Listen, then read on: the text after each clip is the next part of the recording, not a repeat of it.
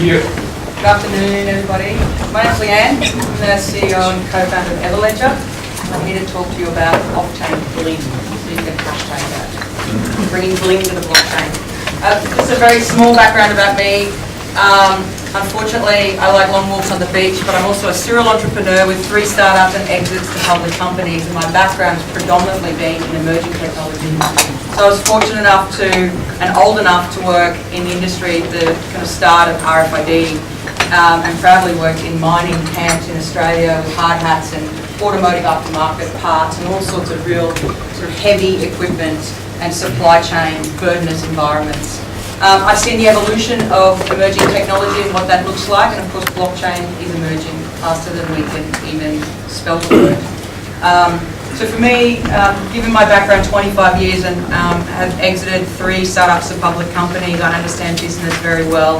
And when we've seen the emergence of blockchain and of course Bitcoin, it was patently obvious to me that the blockchain itself could be used to track objects. And one of the largest pain points that runs across the supply chain is, of course, provenance. And provenance, in its sort of very largest description, of course, is the history of something. And very simply, where did it come from, where did it go, who owns it, who bought it, who sold it, and anyone know where it is now? So it's the life story of an entire item. I've worked and invested in a jewellery company in Australia in 2007, and so for the last 10 years, I've worked in jewellery and insurance. So I also understand firsthand the problems around fraud and what that means in terms of document tampering in its purest instance. So when we bring my entire life story together, the provenance of my existence, it's brought me here to talk to you today about bringing bling to the blockchain, which of course we're running across the diamond pipeline. So just let me run through. Proudly, we're also a part of the Barclays Techstar Accelerator and have been housed in this building for the last 3 months. This was literally an idea on the back of a beer coaster, because that's how we do it in Australia. We came into the Barclays Techstar Accelerator with just an idea. Within 90 days, we've managed to not only build out a platform, we have just shy of 1 million diamonds. Sitting on our platform, we have smart contracts in place. Let me tell you a little bit more in detail. Certainly Monday we presented and dropped the curtain on everything we've achieved in that time. And it was only a very small summary on what we've worked on. But I'd like to know who in the room is in banking. Who's in banking? Okay, who's in insurance? Nobody. Awesome. Who just wears jewellery and diamonds? Probably everybody. Okay, so the essence of what we're bringing to market predominantly has been focused in the insurance industry.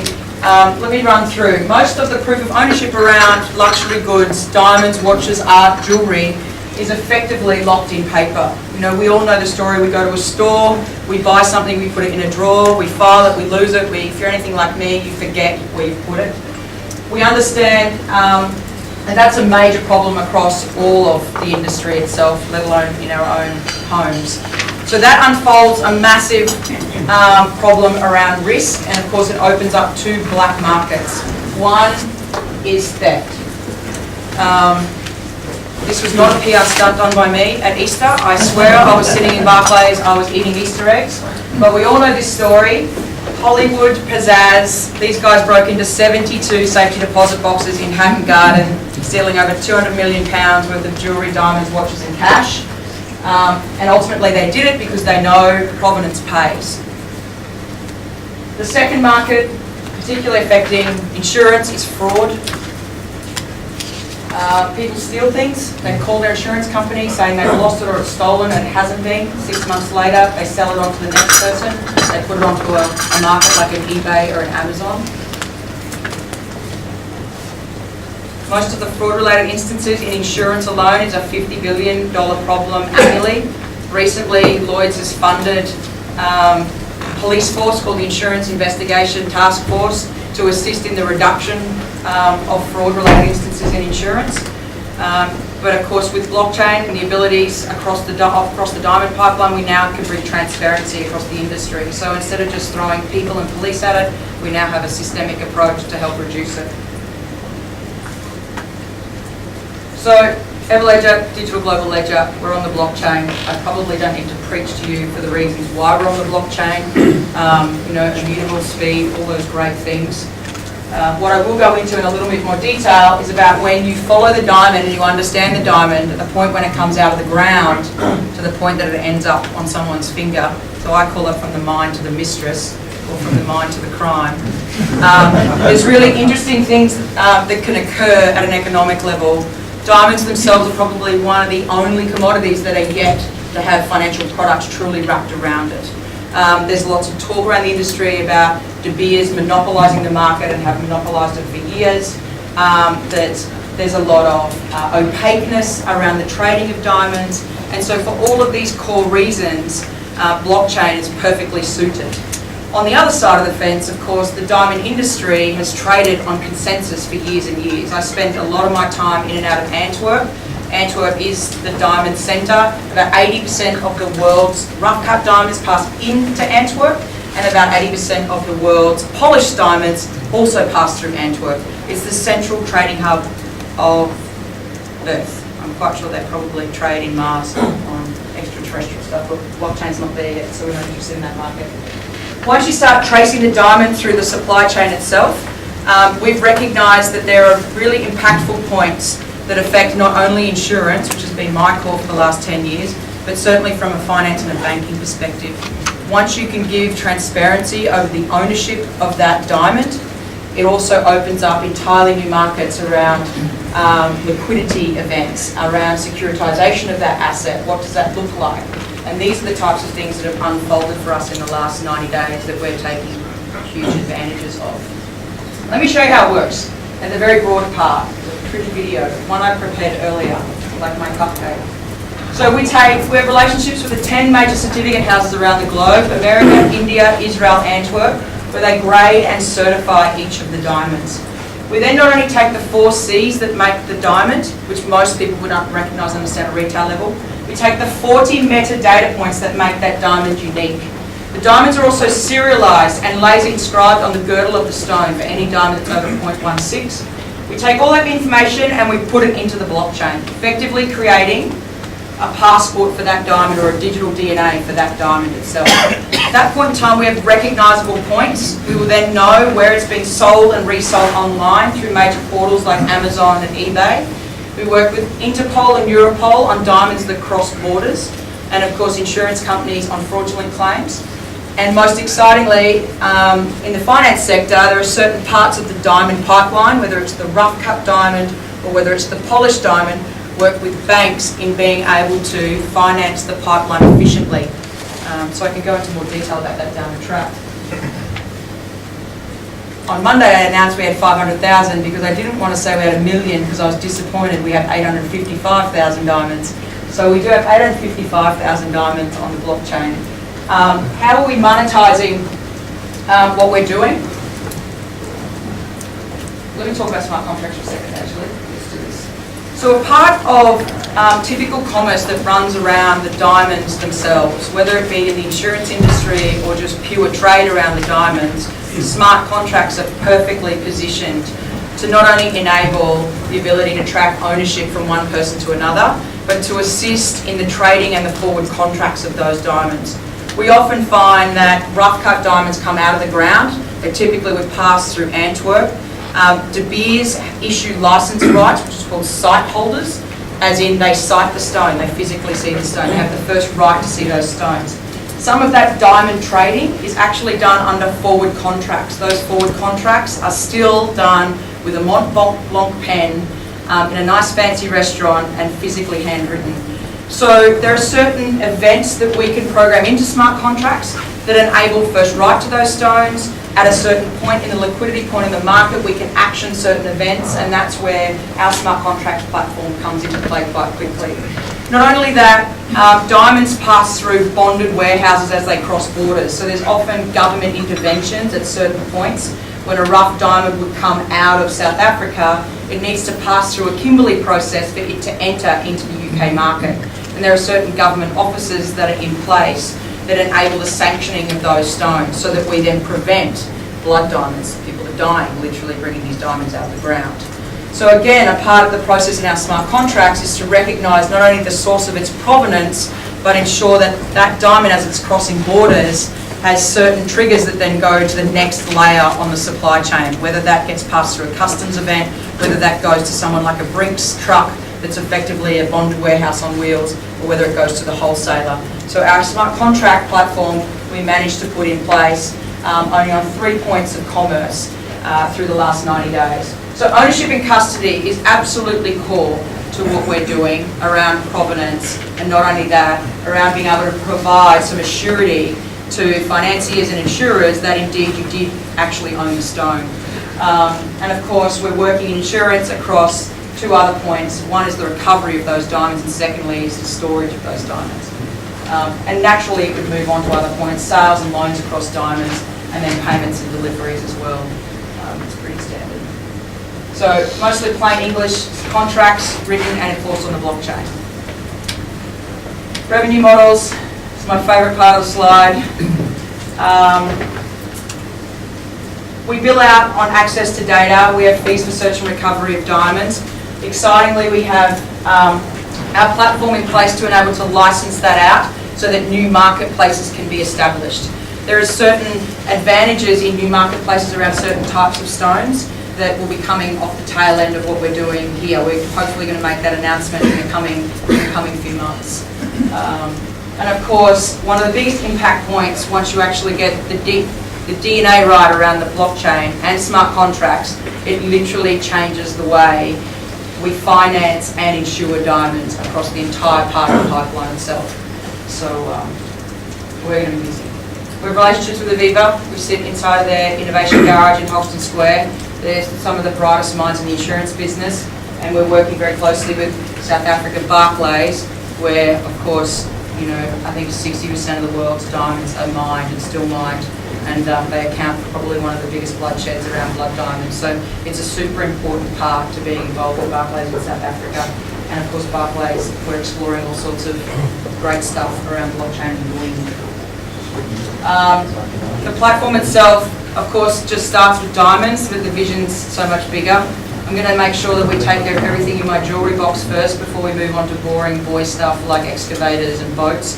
But the reality is we can go from diamonds to jewellery to fine art to luxury goods is a really large space. Again, that we can combat counterfeiting when you start to think about what's going on with RFID tags and where that's at in the maturity of RFID and linking that into the blockchain. We know that that's not a $50 billion problem, that's 1.7 trillion. That also has the eyes and the attention and the purse strings of Interpol and Europol. They recognise this massive problem. So there we are. We're building the digital vault of the future. And we did it right here, under this roof.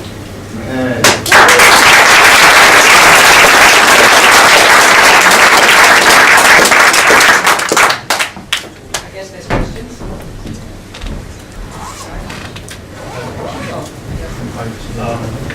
Good presentation. So when you say that Everledger is building on top of the blockchain, are you referring to the Bitcoin blockchain? We have both a private blockchain and public blockchain. So we have both. So our publicly exposed diamond records are currently deployed on the Bitcoin blockchain. It's of interest to everyone to understand that if they were going to be transacting through a public portal like an eBay or an Amazon or a retailer, it's important that that data is made available to them at a public level. So we make sure that we expose that onto the public blockchain on Bitcoin. Our private blockchain is used for more sensitive commercial contracted data, and that's where we're using the private blockchain. So on the private blockchain, who are the validators? So the validators are the industry oracle points that we're working with, those that have interest in the commercial transaction. So in a very simple form, it could actually be a Brinks truck collecting from a wholesaler, and it has a proof of delivery that that diamond is to be picked up and it's a cited document. So we're using that as a privatised part of the blockchain. Yeah, no problems. Any more questions? Come on, it's got to be a couple of curveballs. Really? So how do you maintain the provenance when it gets into private hands? For example, if I owned a diamond that was big enough to be cut up and reshaped because my wife didn't like didn't like big rings, she wanted earrings instead, how do you maintain the provenance? They're good questions. So there's like you just gave me one question with about 6 things in it. So let me go through all 6 things. So firstly, why diamonds is quite attractive to the blockchain, and why capturing certain records around a certification will assist not only in the reduction of fraud, but it'll provide a backbone for all the other commerce transactions that come out of it. Diamonds themselves, if I had a 5-carat diamond in its one instance, and I chop that in half, firstly you're going to lose around 20% of that diamond when you cut it, and the sum of the parts is not greater than the whole. So a 5-carat diamond, in its purest form as a 5-carat, is worth well more than the 2.2 carats that you're going to get out of it. So there's a deterrent. We're never going to be a silver bullet. There's no such thing as zero tolerance, but we're definitely going to be, we're a risk mitigation strategy in terms of fraud and reduction.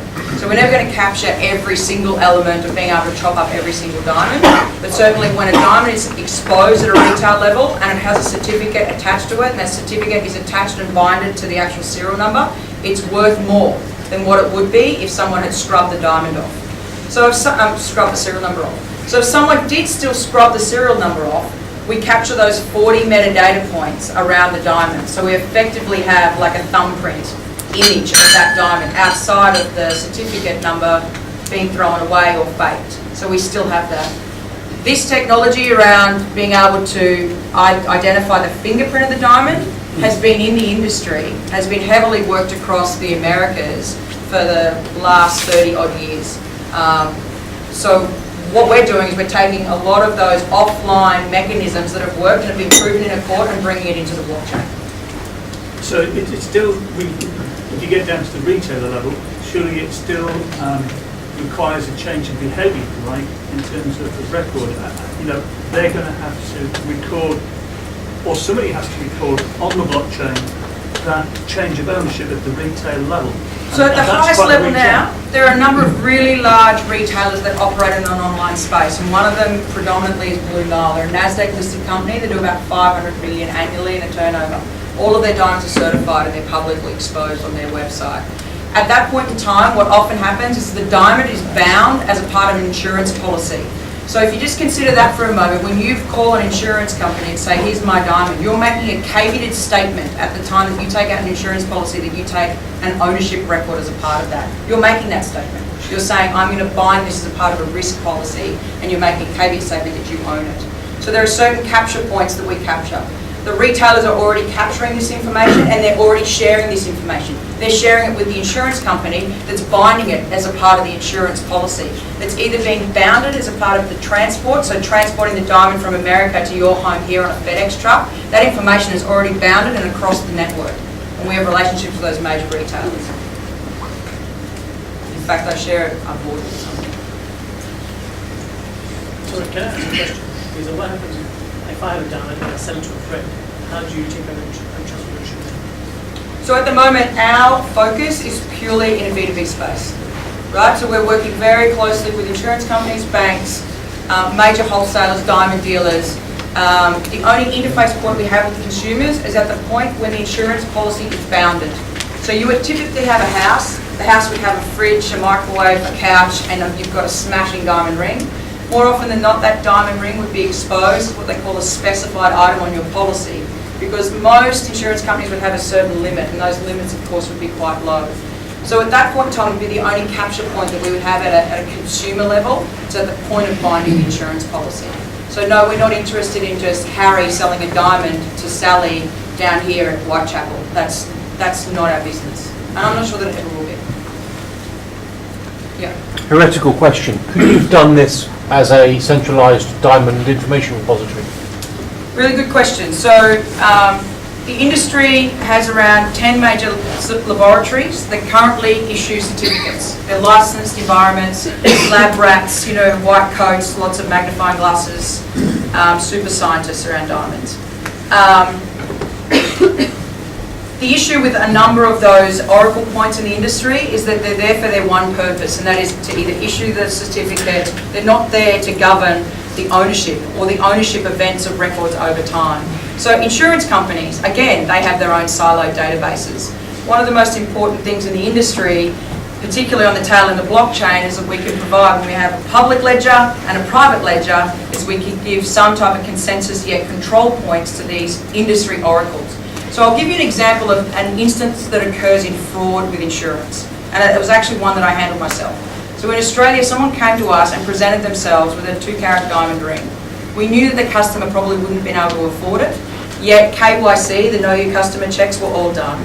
We dug very deep in terms of his credit card statements, and we said, yeah, look, he really did buy it. We even checked with the retailer, he was, of substance. 8 months later, the other side of Australia, a diamond pendant was presented. Same diamond certificate number. Different insurer, different policyholder, yet none of those insurance companies were sharing any data across any of those points whatsoever. So you could probably have some form of what we're doing in a centralised database, but the reality is the industry isn't working in that way, and nor is that centralised database going to be able to provide the smart contract platform that we can see off the tail of the blockchain. The big play out of this is, where does blockchain take itself forward in terms of smart contracts? And that's where we see the power is. You're not going to get that out of the cloud. That's it? Oh good, I'm glad. They got a bit trickier at the end.